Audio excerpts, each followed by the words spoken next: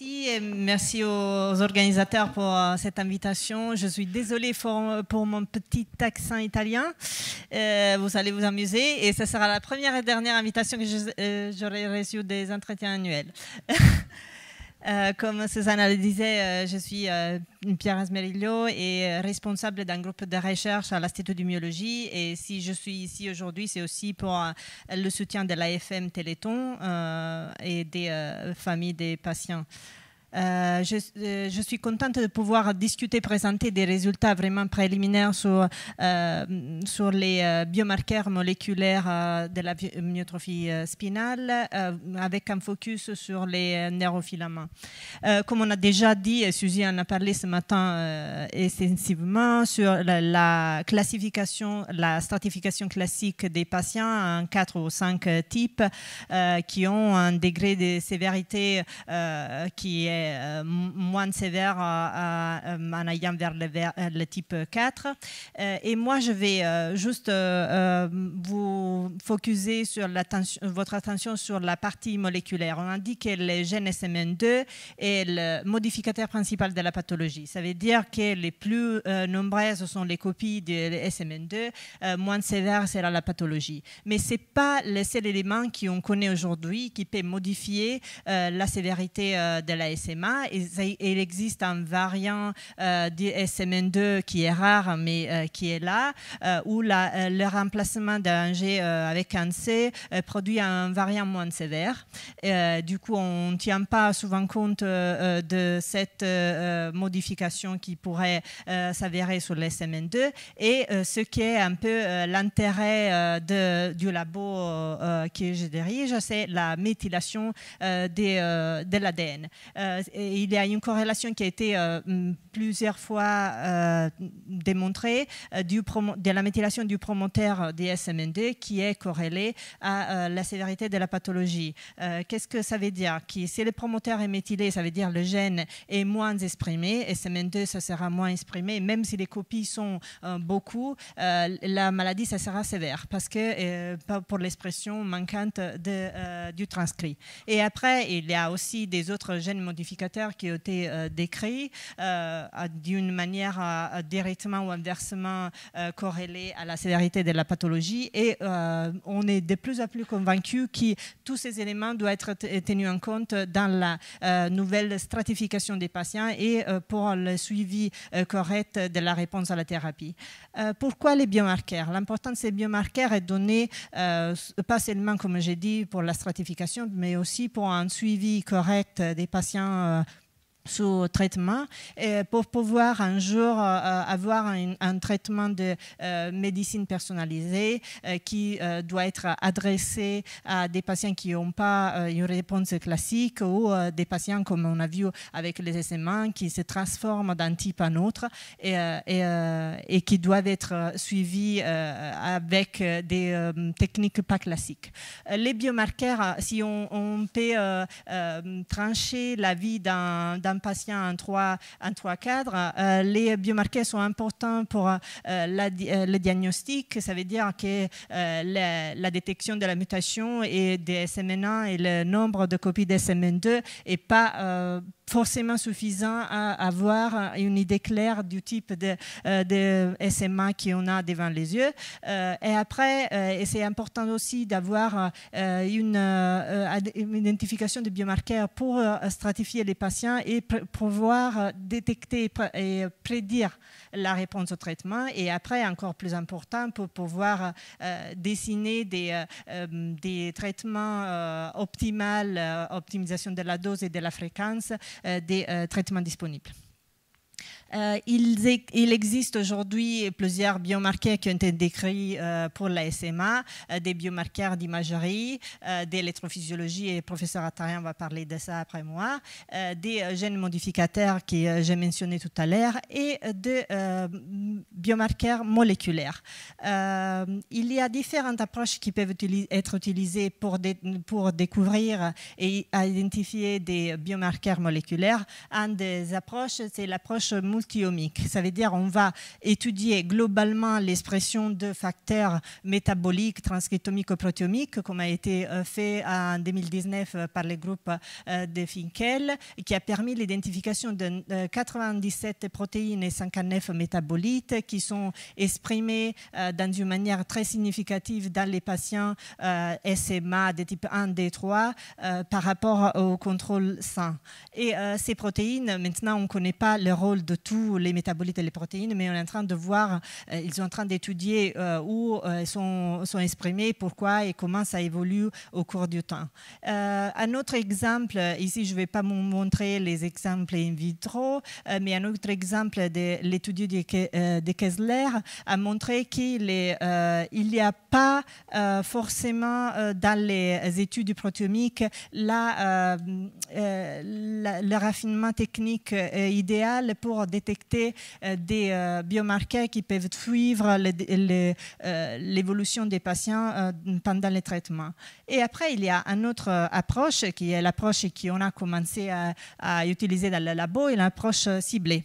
On a décidé de regarder aux neurofilaments, qui sont des protéines qui sont très exprimées dans les axones des motoneurones et qui sont élarguées dans le LCR et dans les systèmes sanguins quand la neurodégénérescence s'est mise en place. Ces neurofilaments sont de types différents. Si on regarde les axones des motoneurones, on a une partie lourde, la heavy chain, une partie moyenne et une partie light.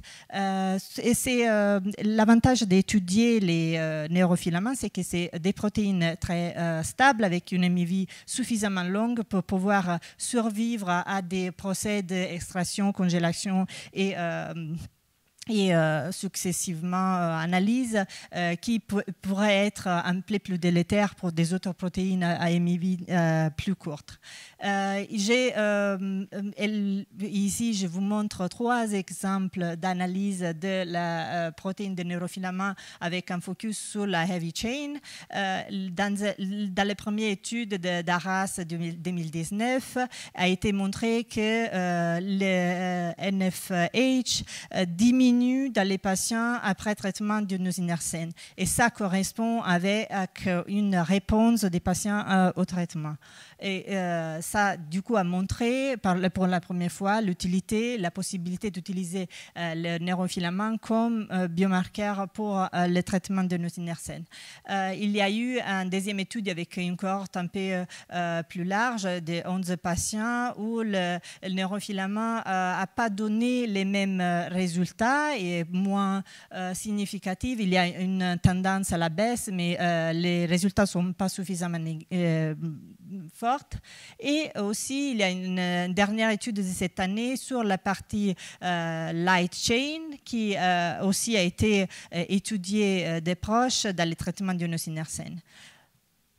Pourquoi l'urinosinèrsène? Parce que, comme on l'a vu plusieurs fois aujourd'hui, c'est le premier traitement qui a été approuvé dans le monde et on a aujourd'hui beaucoup de patients qui sont traités au urinosinèrsène et ça permet d'étudier à plus large échelle. C'est un médicament qui va interférer avec l'épissage de l'exone 7. Il facilite l'inclusion de l'exone 7 en permettant de produire une protéine SMN qui est fonctionnelle et pas la protéine instable dérivée par exclusion de l'exone 7. Et ça, c'est le dosage classique. Il y a 4 doses qui sont appelées les loading doses, à 14 jours l'une de l'autre pour les premières 3 et à 30 jours la dose 4 de la dose 3. Et après, des doses de maintenance tous les 4 mois.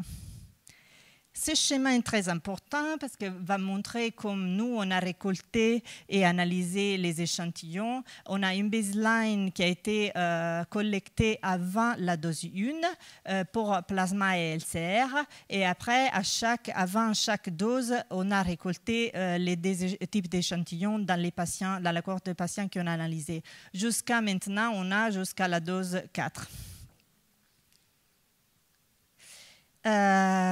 Ici, je vous présente un peu la cohorte. On a 17 patients, pas beaucoup, mais suffisant pour avoir une idée préliminaire.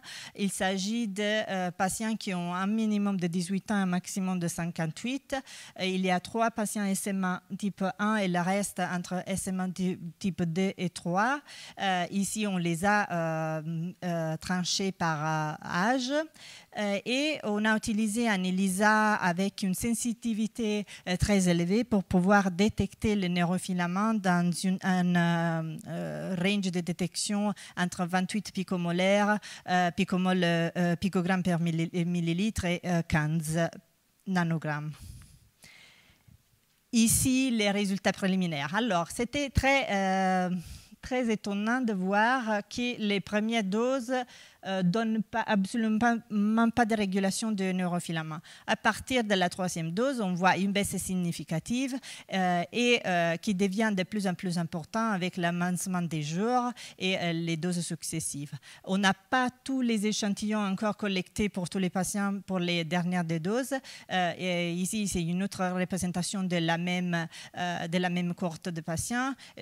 Du coup, on voit déjà à la dose 3 une baisse significative de 30 à 60% de la quantité de neurofilaments. Et si on regarde patient par patient, il y a 1, 2, 3, je ne sais pas pourquoi c'est pas rouge, 3 patients qui ne répondent pas, entre guillemets, dans la régulation des neurofilaments, ne montrent pas une régulation, mais le reste, à 70 jours, la 3e dose, tous les autres patients ont une quantité de neurofilaments qui est significativement inférieure au départ. Et ces graphiques montrent que les hommes et les femmes ont la même dynamique. Il n'y a pas de différence entre les sexes, en bleu les hommes et en rouge les femmes. Et il n'y a pas vraiment de différence entre les âges. Si on regarde le petit tableau ici, les petits cercles, c'est pour les plus jeunes et les grands cercles pour les plus âgés. Le neurofilament est en quantité est absolument indépendante de l'âge, mais on voit, si on regarde ici, on voit que les patients qui sont plus jeunes ont une baisse plus importante aux doses plus élevées. Et ça sera intéressant de voir qu'est-ce que ça donne après dans le long terme. C'était une surprise encore plus grande pour nous de voir que le plasma n'a absolument pas la même dynamique. Les quantités ne changent pas dans le temps et au cours du traitement, ni si on normalise ou ne normalise pas, la question ne change pas. Et parce qu'on pensait au début, OK, on voit la baisse, c'est dans l'LCR.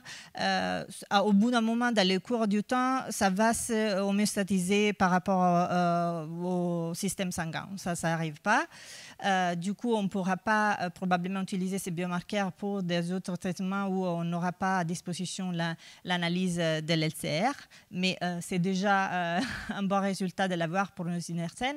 Et ici, on montre aussi que dans le cadre de chaque patient, chaque petit cercle, c'est un patient différent, et ici, c'est les différents types, on ne voit pas une corrélation entre la concentration du neurofilament dans le plasma et la concentration dans l'LCR. C'est-à-dire qu'un patient qui a une dose élevée dans le plasma peut nécessairement une dose élevée dans l'LCR et vice-versa.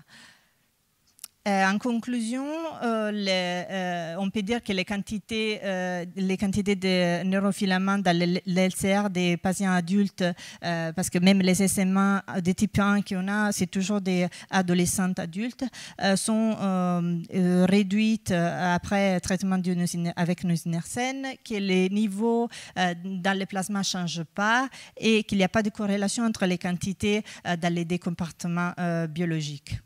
Et comme future direction, on a déjà commencé avec des patients de Susanna qui est présente ici. On a commencé à faire des corrélations fonctionnelles qui pourraient donner des corrélations entre la quantité de neurofilaments et l'amélioration fonctionnelle des patients en suivi avec les médecins et kinés. Et après, on va aussi procéder à la quantification de la partie light et d'autres biomarqueurs. En particulier, ce qui nous intéresse beaucoup, c'est l'analyse de la méthylation. Et pourquoi ça? On a un donné préliminaire sur les souris où on observe que la quantité, la 5MC et la quantité de méthylation en général dans la moelle épinière des souris SMA est beaucoup plus élevée que les souris wild type et que cette quantité est baissée par le traitement de thérapie génique. Mais on observe une grosse variabilité en termes de méthylation dans les souris traitées qui corrèlent directement avec l'amélioration fonctionnelle. C'est-à-dire que les patients où les souris où la méthylation est très élevée récupèrent moins bien que les souris où la méthylation est très basse. Et du coup, ça ouvre des autres questions et des autres intérêts à analyser comme biomarqueur la méthylation aussi. Excusez-moi.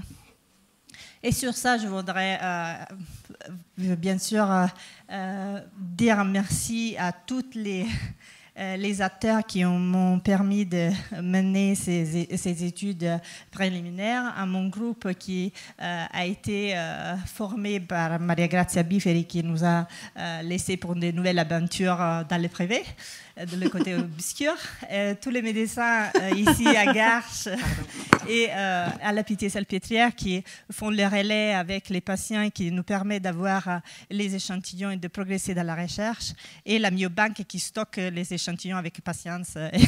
Grand boulot. Et merci à vous pour votre attention.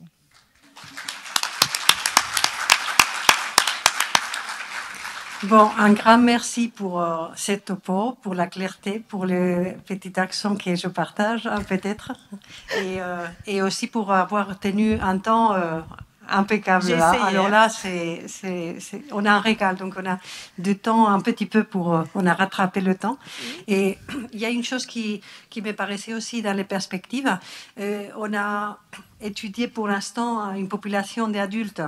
Mais en fait, il y a vraiment un intérêt de voir si la même problématique liquide céphalorachidien sang arrive chez les enfants. Et en fait, avec les premiers résultats qu'il y avait eu avec Basile Darras aux États-Unis, on avait l'impression que c'était vraiment très intéressant chez les enfants, les bébés, et probablement la barrière hémato-encéphalique qui n'est pas mature, ça peut aussi être intéressant. Donc, je reste accroché à l'intérêt peut-être des neurofilaments et qu'un jour on puisse le faire de façon quotidienne.